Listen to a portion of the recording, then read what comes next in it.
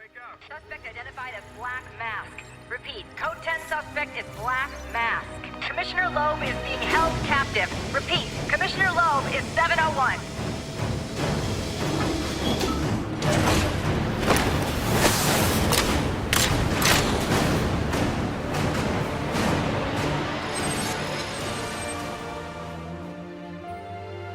Riddle me this. What has a cape and a cowl, comes out every 2 years, and is wearing out its welcome? If you guessed a Batman Arkham game, then you would be correct. While the Arkham series has undoubtedly been one of the greatest comic book to video game adaptations of all time, great things are best moderated. Yet fiscal quarter financial reports don't exactly encourage moderation. So is the world's greatest detective's newest tussle with his circus caravan worth of villains worth your time? Or is it just a pile of guano pulled from a microwave?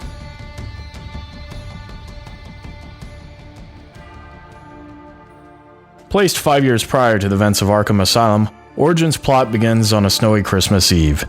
Mayhem has erupted in Blackgate as a result of Black Mask shenanigans. Commissioner Loeb has been executed and a $50 million bounty is set on Batman's head. The perfect Christmas gift.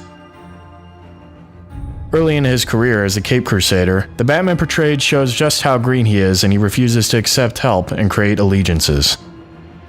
His actions are more abrupt, and with everyone seeing him as a threat, Batman must now deal with both the law and the lawless.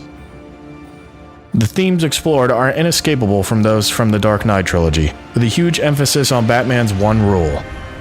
Unexpected plot twists make this tale Origin's standout feature. Some villain's spotlight may be cut short, but the ending to this early Batman outing stands high throughout its full duration.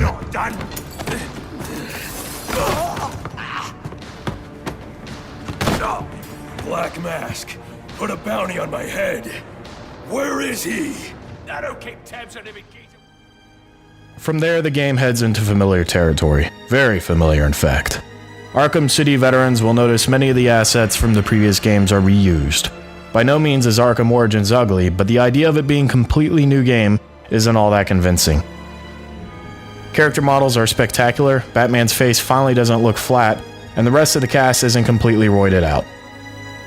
Other than Bane, of course. But scenes are more cinematic and are probably the best in the series. The soundtrack is well crafted, and the voice acting is superb considering the alternate casting for the Joker and Batman. Roger Craig Smith as Batman and Troy Baker as the Joker both deserve applause for their extraordinary performance, filling in for icons Kevin Conroy and Mark Hamill. How many lives did you just take? None! I think that was just a little stocking stuffer. A construction site blocking my view. Gameplay is also largely unaltered from the previous titles.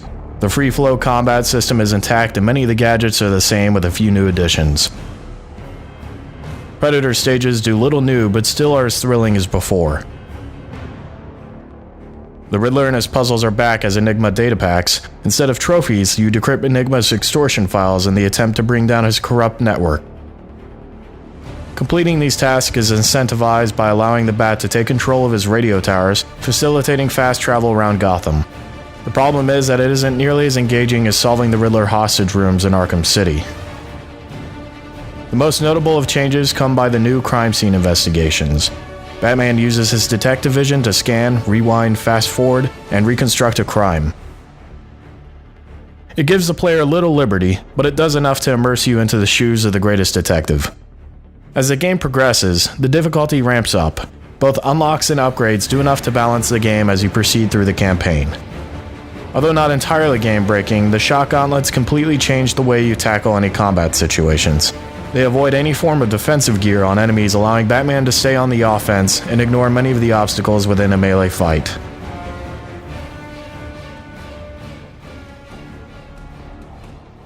Boss encounters have been and still are amazing. Even with the change in the developer, the brilliance is still there with no loss, notably your battle with Deathstroke. We all knew that Warner Bros. Wasn't going to be able to resist the urge to cram multiplayer into the mix. Dubbed Invisible Predator Mode, this multiplayer package pits the Joker and Bane factions against one another while Batman and Robin do their best to scare them off via fear. As a faction member, you are equipped with the typical arsenal with upgrades, unlocks, and gadgets. Not only that, you are able to customize multiple loadouts. One battle, the player with the highest points within a given time is promoted by faction leader to a captain status. During this time, Batman and Robin benefit from taking them down. If your captain falls prey to the Dark Knight or his partner, the team's morale is dropped, increasing the fear meter for both Batman and Robin. Another added bonus is the capability of controlling the Joker and Bane. This becomes key within a battle, and it can easily sway the match. Overall, the multiplayer is mildly entertaining, but the quality is not up to the standards compared to other multiplayer games. If you're looking for a more refined version, consider trying out Splinter Cell Blacklist multiplayer mode, Spies vs. Mercs. Batman Arkham Origins multiplayer has some potential, but as a first draft, it definitely needs some major refinements. With below standard shooting mechanics, glitchy gameplay, and inconsistency all around, it isn't going to hold your attention for too long given the other games on the market. Arkham Origins isn't exactly an offensive game, but with so few changes and improvements, the series is headed into dangerous territory. A solid narrative and crime scene investigations do little to assuage feelings of deja vu. Bugs and an unrefined multiplayer mode also induce a few cringes. Ultimately, Arkham Origins won't upset Bat fans too much, but for the more casual purveyor of the Arkham franchise, it doesn't exactly excite either. Stay for the story, the superb voice acting, and the boss fights, but be aware that the franchise fatigue will be Gotham's reckoning. After all, some publishers just want to watch a franchise burn.